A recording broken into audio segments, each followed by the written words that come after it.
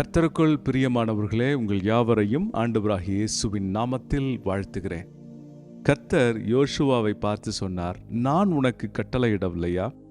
நீ பலங்கொண்டு திடமனதாயிரு, நீ போகும் இடமெல்லாம் நான் உன்னோடு கூட வருகிறேன் என்று அவர் வாக்கு பண்ணினார்.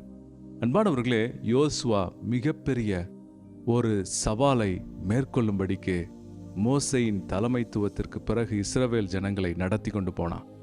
அவன் சவால்களை ஜெயித்தான். கர்த்தர் சொன்னபடியே அவனோடு கூட இருந்தார். அவன் பலம் கொண்டு திடமனதாக இருந்தான். இன்றைக்கி நீங்கள் ஒருவேளை ஒரு புதிய காரியத்தை ஆரம்பிக்கணும்னு நீங்கள் நினச்சிட்டு யோசிச்சுட்டு குழப்பிட்டே இருந்தீங்கன்னா, ஆண்டவர் உங்களை பார்த்து சொல்கிறாரு, பலங்கொண்டு திடமனதாயிரு. Be strong and courageous. முதல்ல உங்கள் உள்ளத்துக்குள்ள கர்த்தர் என்னை கைவிட மாட்டார்னு சொல்லி நம்புங்க. இயேசு உங்களுடைய தகப்பனாக இருக்கிறார். இயேசப்பா உங்களுக்கு நிச்சயம் நன்மை செய்வார். பலங்கொண்டு திடமனதாயிரு. நீங்கள் ஆரம்பிக்கிற பிஸ்னஸை தைரியமாக ஆரம்பிங்க. ஒரு திட்டத்தோடு ஆரம்பிங்க. தேவ சத்தத்தை கேட்டு செய்யுங்க. நீ பலங்கொண்டு திடமனதாயிரு. நீ செய்கிற காரியத்தில், நீ போகிற இடத்துல உங்கள் கூட கர்த்தர் வருகிறார். உங்கள் படிப்பில் உங்கள் கூட வருகிறார். உங்கள் வேலையில் வருகிறார். உங்கள் குடும்ப வாழ்க்கையில் வருகிறார். பாவ வழிகளை விட்டொழிங்க. கர்த்தருக்கு பிரியமில்லாத காரியங்களை நிறுத்தி போடுங்க.